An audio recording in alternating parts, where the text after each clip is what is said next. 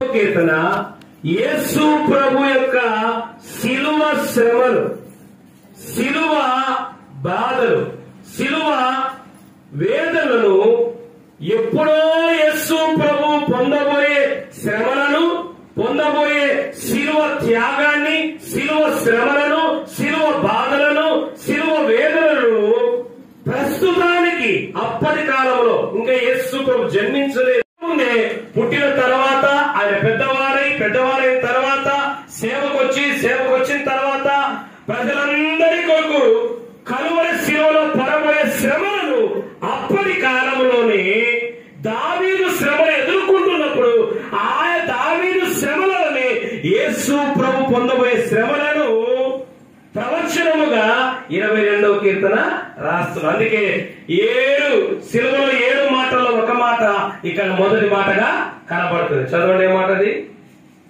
నా దేవా నా దేవా. ఒకటి నా దేవా నా దేవా. చాలు. సిలువ శ్రమ 7 మాటల్లో ఒక మాట చాలు. చూసారా? అంటే యేసు ప్రభు పొందబోయే శిలువ శ్రమలను ప్రవచనంగా తన జీవితంలో కొన్ని శ్రమలు అనుభవిస్తున్నప్పుడు చెప్పిన సందర్భం అది. ఇప్పుడు కూడా గుడ్ ఫ్రైడే దినాలు రాబోతున్నాయి. మనం కూడా చాలా మంది ఉపవాసాలు అంటున్నారు, మంచిది. అయితే ఇప్పుడు మన దావీదు చెప్తున్నవారంటే నాకు శ్రమ వచ్చి ఉన్నది. ఏమొచ్చినది? శ్రమ అనేది ప్రతి వ్యక్తి జీవితంలో, ప్రతి కుటుంబంలో, ప్రతి సమాజంలో శ్రమ అనేది చాలా సర్వ సాధారణమైన విషయం. మనం దానిని ఏదో వింత అనుకుంటాం. అందుకే యాకోబు అంటారు, మీకు శ్రమ కలిగిన మీరేదో వింత సంభవించినట్టు భావించాకండి అంటాడు. అది శ్రమ వచ్చిందంటే వింత, అది పెద్ద వింతేం కాదు. ప్రపంచంలో ప్రతి వ్యక్తికి, ప్రతి కుటుంబంలో, ప్రతి సమాజంలో శ్రమలు అనేవి, కష్టాలు అనేవి, బాధలు అనేవి చాలా సర్వసాధారణం.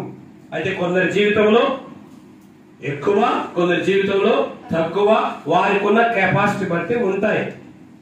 ఏదేమైనా దావీదు అంటున్నాడు, నాకు శ్రమ వచ్చి ఉన్నది. ఏమొచ్చిందట? ఉద్యోగం వచ్చిందా?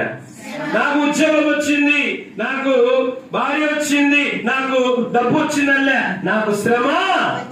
ఉద్యోగం వస్తే అందరూ మన ఇంటికాడికి వస్తారు, పెళ్లి అయితే అందరూ మన ఇంటికాడికి వస్తారు, పుట్టినరోజు వస్తే అందరూ మన ఇంటికాడికి వస్తారు, డబ్బు వస్తే అందరూ మన ఇంటికాడికి వస్తారు. శ్రమ వచ్చింది, ఎవరు రాలే.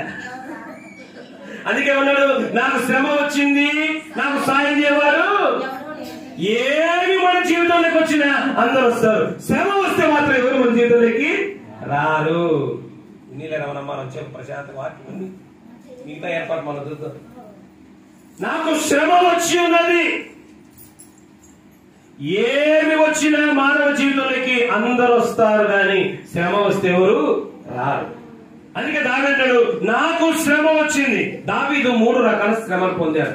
మొదటిది శరీరపరమైన శ్రమలు, రెండవది కుటుంబపరమైన శ్రమలు. కుటుంబం అంటే మామ ద్వారా, భార్య ద్వారా, సొంత కొడుకుల ద్వారా కూడా శ్రమ వచ్చింది. మూడవది ఆత్మీయపరమైన శ్రమలు. వీటన్నిటికీ రెఫరెన్స్ చేస్తే సమయం ఎక్కువ అవుతుంది, మేటి చెప్తాను. దావీదు అంటున్నాడు, నాకు శ్రమ వచ్చింది. ఏం శ్రమ వచ్చింది? నా శరీరానికి సంబంధించిన, నా శరీర సంబంధమైన శ్రమ వచ్చింది. రెండవది నాకు శ్రమ వచ్చింది. ఏమి శ్రమ? నా కుటుంబం, భార్య విషయంలో శ్రమ, మామ విషయంలో శ్రమ, కొడుకుల విషయంలో శ్రమ, కుటుంబ సభ్యుల విషయంలో శ్రమ వచ్చింది. కుటుంబ పరంగా నేను శ్రమ ఎదుర్కొంటున్నా. మూడవది ఆత్మ సంబంధమైన శ్రమ. ఆత్మీయ జీవితంలో కూడా, భక్తి జీవితంలో కూడా, విశ్వాస జీవితంలో కూడా శ్రమ ఎదుర్కొంటున్నాడు.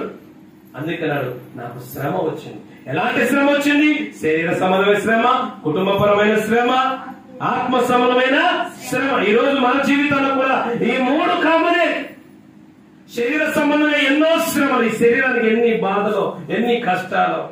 అలాగే మన కుటుంబ పరంగా కూడా, కుటుంబంలో సభ్యుల పరంగా ఎన్ని శ్రమలు, బిడ్డలు బట్టి గాని, భర్తను బట్టి గాని, భార్యను బట్టి గాని, కుటుంబ సభ్యులు బట్టి గాని, వాళ్ళ వల్ల కూడా ఎన్నో శ్రమలు మనకు వస్తాయి.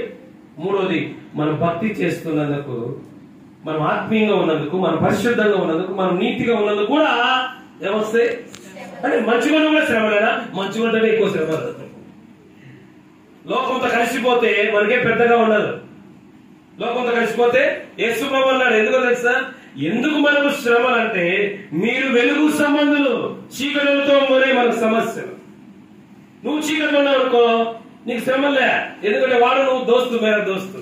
కానీ నువ్వు వాడికి వేరు ఉన్నావు కనుక వాడు ఒప్పుకొని వాడు ఉంటే, అందుకు నీకు ఎట్లయినా కూడా శ్రమల పాలు చేయాలా, నిందల పాలు చేయాలా, అవమాన పాలు చేయాలా, హేళన చేయాలా. యేసులోకి ఎందుకు శ్రమలు వచ్చినాయి తెలుసా? శిలువ శ్రమలు ఎందుకు వచ్చినాయి? అసలు ధర్మశాస్త్రం ఒకటేంది, ఈయన చెప్పేదంతా వేరుగా ఉంది, ఈయనంతా కొత్త చేస్తున్నాడు అనే శ్రమలు వచ్చినాయి. ప్రవచన పరంగా, దైవ పరంగా, దైవ చిత్తానుసారం ఉన్నాయి. శాస్త్ర పరిశీలన ఎందుకు ఆయన మీద కక్ష కట్టారంటే మనకు లేని భక్తి, ఆత్మీయత ఈయన చేస్తున్నాడు. మనం కూడా అంతే కదా. నీకు విషయం తెలుసా? అన్యుల వల్ల వచ్చే శ్రమల కంటే భక్తిలో కొన్నిసార్లు మన పక్కన ఉన్న క్రైస్తవుల శ్రమలు ఎక్కువ వస్తాయి. ఎందుకంటే మన ఆత్మీయతను వాళ్ళు భరించలేక ఈయన శ్రమలు వస్తా ఉంటాయి. అందుకే దావేనాడు, నాకు శ్రమ వచ్చి ఉన్నది, నాకు శ్రమ వచ్చి ఉన్నది. ఎలాంటి శ్రమలో చెప్పాను. అయితే మన శ్రమ వచ్చినప్పుడు ఇక్కడ చెప్తున్నాడు ఎలాంటి శ్రమ వచ్చింది అన్నాడు. రెండవది ఎలాంటి శ్రమలు వచ్చినాయని చెప్పాడు. మరి ఇలాంటి శ్రమ వచ్చినప్పుడు ఏం చేయాలా? యాకోబు పత్రిక 5వ అధ్యాయము 13వ వచనం. యాకోబు పత్రిక 5వ అధ్యాయం 13వ వచనం. శ్రమలు వచ్చాయి. ఒక నిమిషం. శ్రమ వచ్చింది, ఏడుస్తా కూర్చుంటే పోతాయా? శ్రమ వచ్చింది, అందరిని తిరుగుతా కూర్చుంటే సరిపోతుందా? శ్రమ వచ్చింది, అందరం తినకుండా మూలను కూర్చుంటే సరిపోతుందా? కుదరదు. మరి ఏం చెప్పారు? మీలో ఎవరికైనా శరీర సంబంధమైన శ్రమ గాని, కుటుంబపరమైన శ్రమ గాని, ఆత్మ సంబంధమైన శ్రమ కలిగినా అతడు ఏడుస్తా కూర్చోవాలి, అతడు అందరిని తిరుగుతా కూర్చోవాలా, అతడు బాధపడుతూ కూర్చోవాలా? అలా ఏం చేయాలంట? ప్రార్థన చేయవలను. చాలు. శ్రమ వచ్చిన ఏం చేయాలి? ఈరోజు మన వాక్యం ఏంటంటే శ్రమలో ఎలా ప్రార్థన చేయాలి. విశ్వాసంతో, పట్టుదలతో, భక్తితో అయ్యని కాదు నేను చెప్పి జాగ్రత్త. శ్రమ వచ్చింది, నీకు వ్యక్తిగతంగా శరీర సంబంధమైన శ్రమలు వచ్చాయి. రెండోది కుటుంబపరమైన శ్రమలు వచ్చాయి. మూడోది ఆత్మ సంబంధమైన శ్రమలు వచ్చాయి. ఇప్పుడు నువ్వేం చేయాలంటే ప్రార్థన చేయాలా. ఎట్లా చేయాలా? 3 విషయాలు చెప్తాను, జాగ్రత్తగా. శ్రమలలో ఎలా ప్రార్థన చేయాలా? ఏ శ్రమలో గాని, ఆరోగ్యపరంగా గాని, ఆర్థిక పరంగా గాని, ఉద్యోగ పరంగా గాని, కుటుంబ పరంగా గాని, బిడ్డల విషయంలో గాని, భర్త విషయంలో గాని, భార్య విషయంలో గాని, ఏ రకమైన శ్రమ నీకు వచ్చినా నువ్వు ప్రార్థన చేయాలని బైబిల్ సెలవిస్తుంది. ఎలా ప్రార్థన చేయాలి శ్రమలలో? మామూలుగా ప్రార్థన చేసినట్టు చేయకూడదు. శ్రమల్లో రోజు నువ్వు ప్రార్థన చేస్తున్నట్టుగా, చర్చిలో ప్రార్థన చేసినట్టుగా శ్రమలో ప్రార్థన చేయకూడదు. ఇప్పుడు చూడగా పిల్లలు స్కూల్ పోతారు, చదువుతూ ఉంటారు, ఎగ్జామ్ వస్తాయి, అప్పుడు చదువుతారు. కానీ మామూలుగా ఇప్పుడు ఎగ్జామ్స్ వచ్చినప్పుడు తెలియని ప్రపంచంలో ఎక్కడ టైం అంతా అప్పుడే పెట్టేస్తారు. ఎప్పుడు బుక్ తిరిగేసింటారు. కానీ ఎగ్జామ్స్ వచ్చేసరికి మొదటి పేజీ చివరి పేజీ వరకు ఏం చేస్తారు? మొత్తం ఎందుకు పాస్ కావాలి. మరి ఎప్పుడు చేసే ప్రార్థనకు శ్రమలు చేసే ప్రార్థనకు అదే తేడా. ఎప్పుడు చేసిన ప్రార్థన చేయాలి. అదే తేడా. మామూలుగా చదివేదానికి ఎగ్జామ్స్ అప్పుడు చదివేదానికి ఎట్లా తేడా ఉందో అట్లా ఉంటది. అలాగే కంపెనీలో మామూలుగా పనిచేసేదానికి లాస్ట్ లో ఉన్నప్పుడు కంపెనీ కోసం వర్కర్స్ ఎట్లా పనిచేయాలో తేడా ఉంటది. అలాగే శ్రమలో ఎట్లా ప్రార్థన చేయాలంటే 3 విషయాలు. నెంబర్ 1, 34వ కీర్తన 6వ వచనం. 34:6. ఈ దీనుడు మొరపెట్టగా ఆలకించి, అది మన కామన్ పాయింట్. అంటే శ్రమల్లో మనము ఎట్లా ప్రార్థన చేయాలి. ఈ దీనుడు మొరపెట్టగా యెహోవా ప్రార్థన విని, ఆ కన్నీళ్లు విని, ఆ ఉపవాసాలు విని, ఆ బాధలు విని,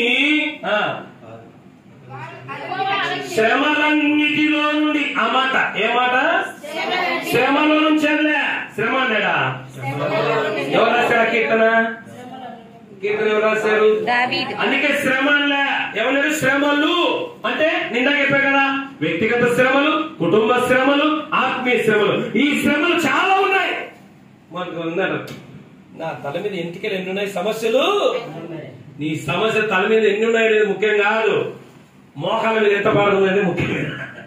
తల మీద జుట్టు ఉండే లేకపోయినా నో ప్రాబ్లం, మోకాల మీద ప్రార్థన ఉంది అనేది ముఖ్యం.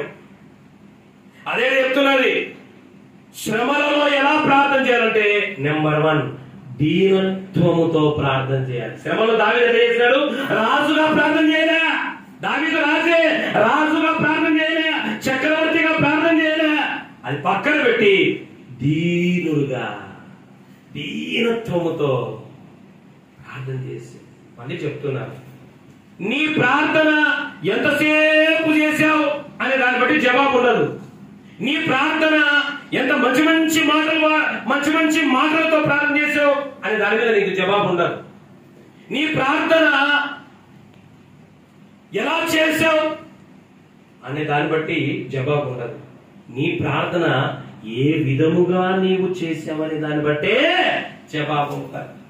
చాలాసార్లు ప్రార్థన అంటే మనకి ఏం గుర్తుకొస్తుందంటే, మంచి పదాలు ఎత్తుకొని ప్రార్థన చేస్తాం. అది నోటమాట వస్తే తప్పులేదు, ఎత్తుకొని ప్రార్థన చేయాల్సిన అవసరం ఏమి. అందుకే దేవుని వాక్యం మత్తయి సువార్త 6లో ఉంటది. ఏమంటుంది తెలుసా? విస్తారమైన మాటలు, విస్తారమైన పదాలు పలుకుతారు. కనుక మన ప్రార్థన నీవు చేసే పదాలను బట్టి జవాబు ఉండదు, నువ్వు చేసే సమయాన్ని బట్టో కాదు ఎదురు చూడాల్సింది. నీవు ప్రార్థన చేసే, నీవు శ్రమలలో దీనత్వం కలిగి ఉన్నావా లేదా, తగ్గింపు కలిగి ఉన్నావా లేదా. దీనత్వం అంటే ఏంటి? విరిగి నలిగిన హృదయం. ప్రార్థన ఏముండాలంటే నీ హృదయము విరిగిపోయి ప్రార్థన చేయాలి, నలిగిపోయి ప్రార్థన చేయాలి. మల్లె పువ్వు నలిపే కొద్దీ సువాసన వస్తుంది. ప్రార్థనలో నీ హృదయము విరిగే కొద్దీ ప్రార్థన సువాసన యేసు ప్రభు యొక్క నాసిక రంధ్రములోకి వెళ్తాది. హల్లెలూయా. అది ఇప్పుడు మల్లెపూలు తీసుకొని వచ్చి ఇంట్లో పెట్టేవాళ్ళకు గదంతా సువాసన వస్తుంది. అది నలిపితే ఆ రెండో గదికి కూడా సువాసన వస్తుంది. నీ ప్రార్థన కూడా నీ హృదయం విరిగి నలిగి ప్రార్థన చేస్తూ ఉంటే అది నీ తాపు దాటి ఆకాశమందున దాటి పరలోకమందున దేవుని పాదాల దగ్గరికి పోతుంది. నా ప్రార్థన దేవుడు ఇన్లే, ఏమో శివుడు వచ్చిందేమో ఒకసారి చూపించాలి. ఏంటి డాక్టర్ 59 యెషయా 1 ఏమంటాడు? విననేరకున్నట్లు ఆయన చెవులు మందము. చాలా సార్లు ప్రార్థనలో బిల్డప్ చేయకూడదు. ఏమవుతుంది ప్రార్థనలో? కడపలో బిల్డప్ గారు ఇల్లు కొనుక్కోండి, కానీ ప్రార్థన మాత్రం ఏముండకూడదు. మన ప్రార్థనలో పక్కన పెట్టాలి. దావీదెవరు?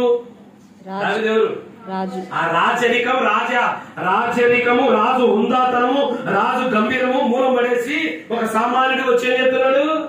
నేను దీనుని నాయన, నేను కింగులు కాదు పింగులు కాదు. ఎవరిని? నేను దీనుని. మన ప్రార్థనలో వీరత్వం శూరత్వము కాదు, ధీరత్వం కాదు, దీనత్వం ఉందా? శూరత్వం కాదు, ఏముండాలా? ధీరత్వం ఉండకూడదు, దీనత్వం ఉండాలి. అర్థమైంది? అందుకే కీర్తనలు 50 విరిగి నలిగిన హృదయం చదవని తీసుకుంటే విరిగిన మనసే ఎన్నో వచ్చిన దేవునికి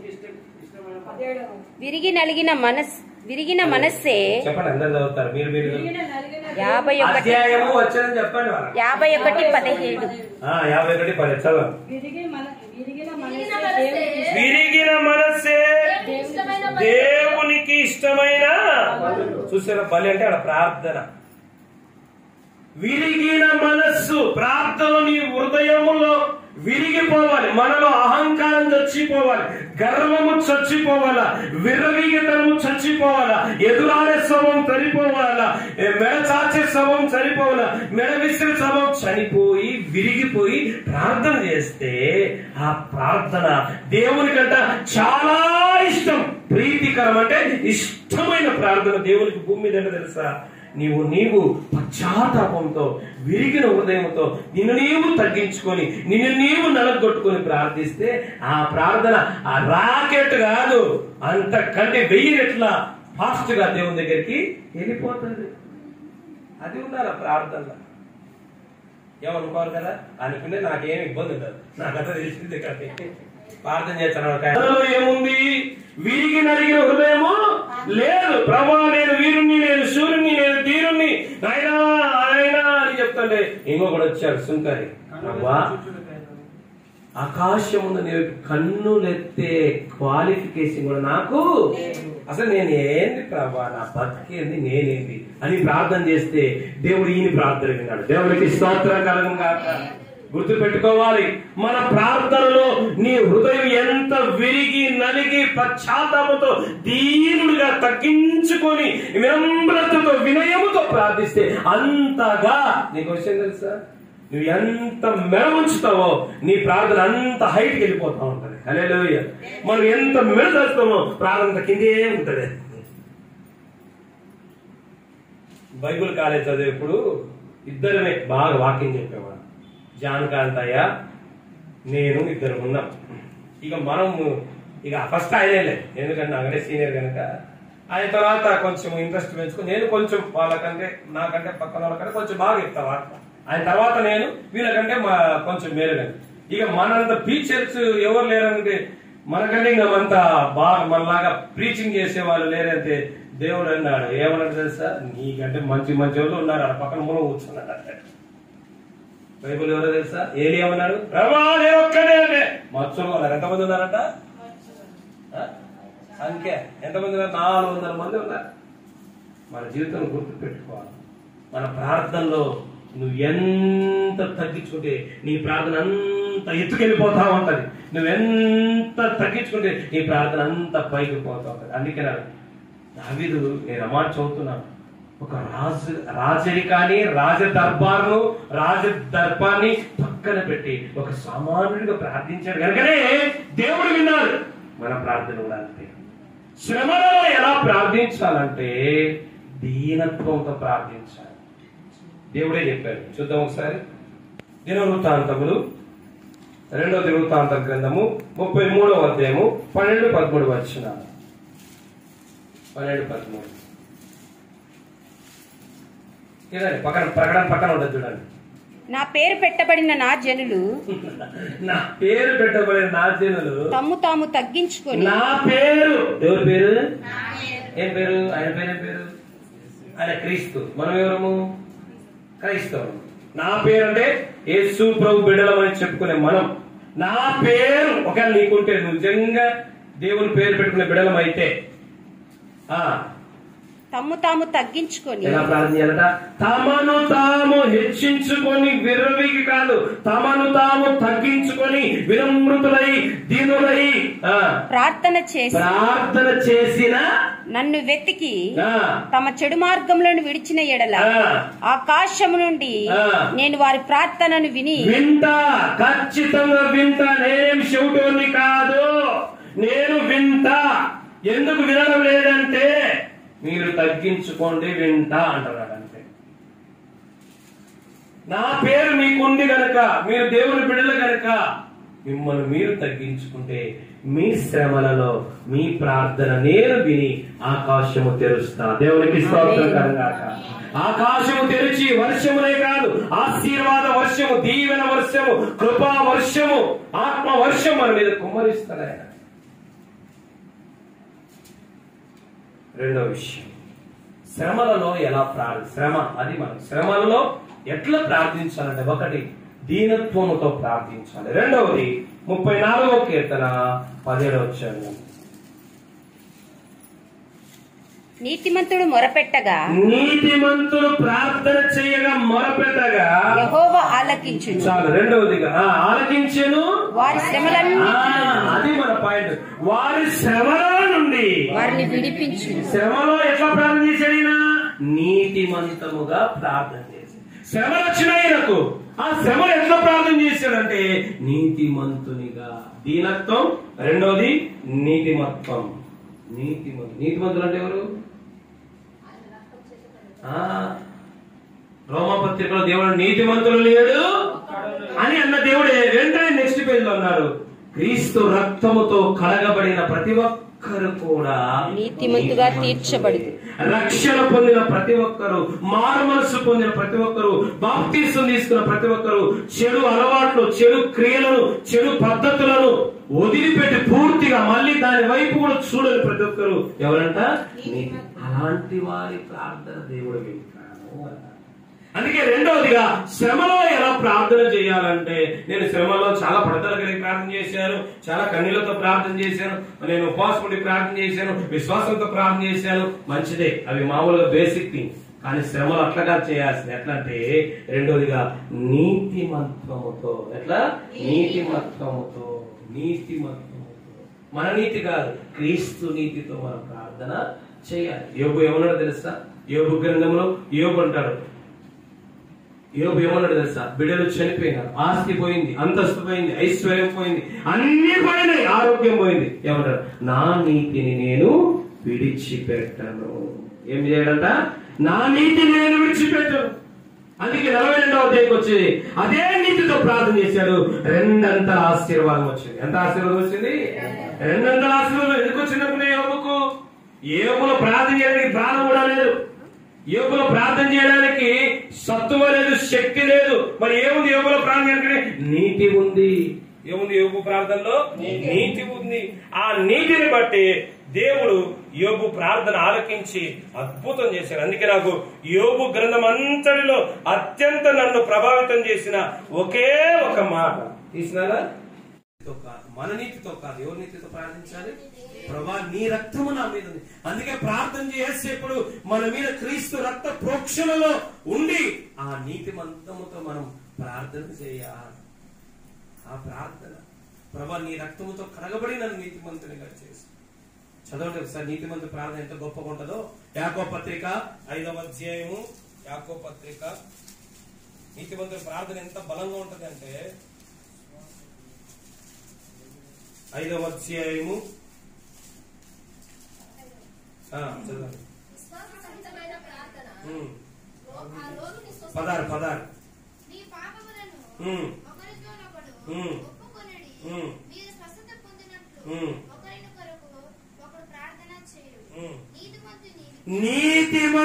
నీతిమంతుని శ్రమలొచ్చిన, బాధలొచ్చిన, అవమానొచ్చిన, నిందలొచ్చిన నీతిని విడిచిపెట్టక, నీతి మానవుల పనుల వైపు పోకుండా నీతికి కట్టుబడి నీతిగానే బతుకుతూ కష్టమైన, నష్టమైన, వ్యాధైన, బాధైన, అప్పులైన, నిందలైన నీతిని ఏమాత్రం విలువకుండా యోబులాగా నీతిమంతులుగా ప్రార్థిస్తే నీతిమంతుల ప్రార్థన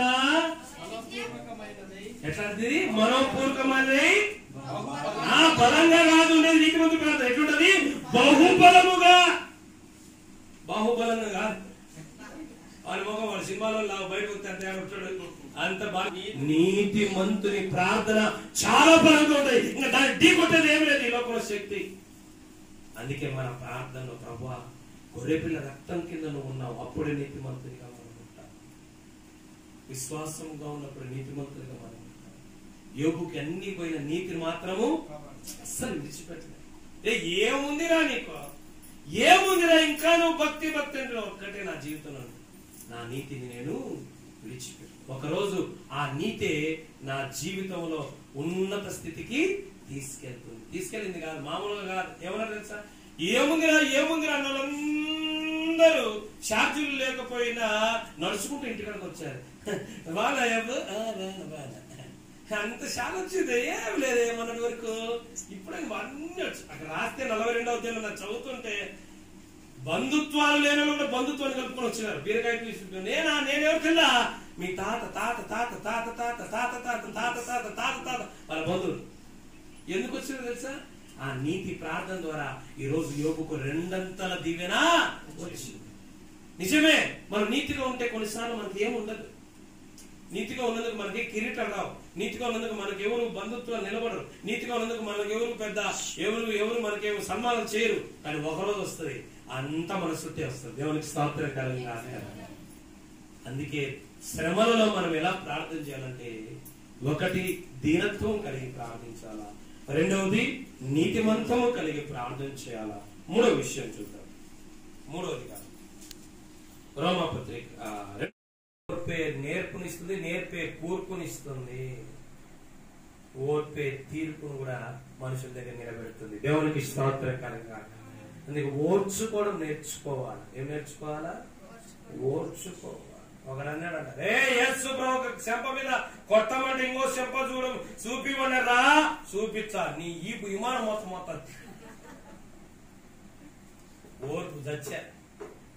మీకు విషయం తెలుసా? నేను ఎందుకు అది చెప్తాను, మనం పేషెంట్లమైనా పర్వాలేదు, పేషెన్సీ మాత్రము పోకూడదు మన జీవితంలో. అందుకే చెప్తున్నాడు, నేను శ్రమలో ఉన్నా, ఆ శ్రమలో ఎట్లున్నా ఉపవాసముతో ఉన్నా, ఉపవాసంలో ఎట్లున్నా ఓర్పుతో ఉన్నా. ఎంత మంచి 3 విషయాలు. శ్రమలో ఉన్నా, ఆ శ్రమలో కూడా ఉపవాసం ఉన్నాయి. ఏమన్నా ప్రార్థన కావాలని ఎవరైనా మనం అన్నానుకో కామన్ గా, ఎన్ని బాధలు రాబుద్ది కాలే అదేవాడు శ్రమలో ఎందు ఉపద్రవంలో ఎందు నేను ఉపవాస, అట్లాంటి పరిస్థితిలో కూడా ఉపవాస ప్రార్థనలు చేశాడంట. అది కూడా ఎలా? ఓర్పుతో ఓర్పుతో ఓర్పుతో. కనుక ప్రార్థనలో ఓర్పు కావాలి, విసిగిపోకూడదు. రోజు ప్రార్థన చేసి, అందుకే లూకా సువార్త 18:1 చూస్తే కదా, వారు విసుకక ఉండునట్లు ఆయన ఒక విషయం చెప్పాడంట. ఇదిగో ఒక విధురాలు ఉందంట, ఆమె బాధ్యస్థమానం పోయి నాకు న్యాయం చేయి, నాకు న్యాయం చేయి, నాకు న్యాయం చేయండి. వాళ్ళు ఏం పలకలేదంట. పిలిచి పిలిచి విసిగిపోలే. ఎవరు విసిగిపోయినారు? అన్యాయస్తుడైన న్యాయాధిపతి విసిగిపోయి, ఏంద్రా రోజు అడిగి అడిగి అడిగి సతాయిస్తుంది, ఎందుకు వచ్చిన పంచాయతీ అని న్యాయం చేసినాడంట. దేవునికి స్తోత్రకరంగా. అన్యాయస్తుడే న్యాయం చేస్తే దివారాత్రులు తన పిల్లలు మొదలుపెట్టుండగా ఎందుకు న్యాయం చేయడు అని రాస్తున్నాడు. చివరి స్టేట్మెంట్, అవమానం చివరి స్టేట్మెంట్. అన్యాయస్తుడే న్యాయం చేస్తే విసిగిపోయి న్యాయస్తుడు ఇంకెందుకు న్యాయం చేయడు? అక్కడ ఒక మాట ఉంది, ఆ మంట పదే పదే. ఇంకో మాట మాటి మాటికి అడుగుతుందంట.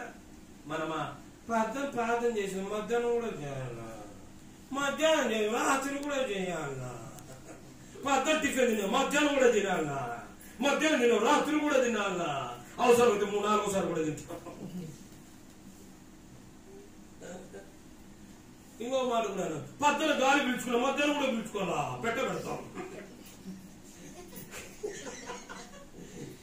పొద్దున గాలి పీల్చుకున్నాను మధ్యాహ్నం గాలి పీల్చుకోమని ఉంటామా? లేకపోతే చచ్చిపోతాం. మళ్ళీ ప్రార్థన చేసిన మధ్యాహ్నం చేయకపోతే చచ్చిపోము, ఆత్మ చచ్చిపోతుందిగా. మరి అట్లెందుకు అనుకోమో చాలాసార్లు మనం ప్రార్థన చేశాను మధ్యాహ్నం కూడా చేయాలి, మధ్యాహ్నం చేసి రాత్రి కూడా చేయాలి, ఎన్నిసార్లు ప్రార్థన చేయాలి, ఎన్నిసార్లు తినాలి, ఎన్నిసార్లు గాలి పీల్చుకోవాలి, ఎన్నిసార్లు పనులు పోవాలంటే బతకలేము. మరి అంతే ప్రార్థన కూడా లేకపోతే బతకలేము. ఎదగాలి, వయసులో కాదు, దేంట్లో? ఆత్మలో ఎదగాలి. అందుకే ఓర్పుగా ఉండాలి. ఎన్నిసార్లు చేయాలి? విసుకుపోకూడదు. ప్రార్థనలో విసుకగా ఉండకూడదనే చెప్పారు ఆ మాట. వారు విసుకకుండానట్లు ఆయన ఒక ఉపమానం విధవరాలు చెప్పారు. మాటి మాటికి అమ్మ చదువుని ఆ మాట ఎంత మాటి మాటికి, అంటే విసుకుపోలేమా ప్రార్థన చేస్తున్నాను. 18వ అధ్యాయము ఈ విధవరాలు 5వ వచనం, నన్ను తొందర పెట్టుచున్నది కనుక ఆమె మాటి మాటికి ఎన్ని జవాబు వచ్చేంత వరకు మాటి మాటికి ప్రభువా లాయర్ దగ్గర అడుగుతుంది, న్యాయం చేయ న్యాయం చేయ న్యాయం చేయ అని. అలాగే యాకోబు కూడా ఆదికాండం 32వ అధ్యాయంలో 12 గంటలు విసిగిపోకుండా దీవించు దీవించు దీవించుని ఒకే ఒక పదము 12 గంటలు ప్రార్థన చేస్తే మనకు బోర్ కొడుతుంది. కానీ ఆయన బోర్ కొట్టలే, బోర్ నుంచి నీళ్లు వచ్చేసాయి. హల్లెలూయా. అర్థమైందా? అట్లా మనం బోర్ కొట్టు, మనం ఎప్పుడు కూడా ప్రార్థనలు విసిగిపోకూడదు, అసహనం చేసుకోకూడదు. మనం కొన్నిసార్లు పొరపాటున ఎవరైనా చర్చిలో ఒక 5 నిమిషాల కంటే ఎక్కువ ఎప్పుడు ఆగుతారు నేను అనుకుంటాను. ఏంటి నేను ఒక మాట చెప్పాను, భారం కలిగిన వారిలోనే ప్రార్థన భారీగా వస్తుంది. హల్లెలూయా. మన జీవితంలో అదే తెలుసుకోవాలి. అందుకే ఓర్పు అనేది చాలా ప్రాముఖ్యం. అమర్చోతం ఒకసారి రోమపత్రిక 12. ఓర్పు చేదుగా ఉంటుంది, ఫలితం మాత్రము తీయగా ఉంటుంది. తొందరపడాకండి, ప్రార్థనలో ఆవేశపడాకండి, విసుక్కోవాకండి, అసహనం చెందాకండి, గాబరా పడాకండి, ఓపికగా ప్రార్థన. అందుకే ఒక ఆయన ఓర్పు అనే చెట్టు చేదుగా ఉంటుంది, ఫలితం కాయ మాత్రం తీయగా ఉంటుంది. కొంచెం ఓర్చుకోవడం కష్టమే, కానీ దాని ఫలితం చాలా అద్భుతంగా ఉంటుంది. 12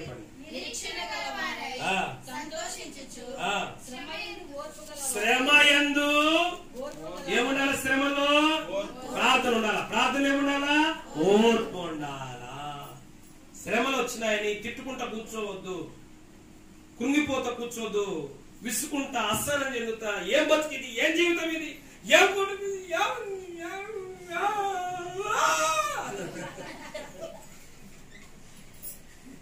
అది బయట వినపడే స్వరాలు. ఈ ప్రార్థన ఈ రావు.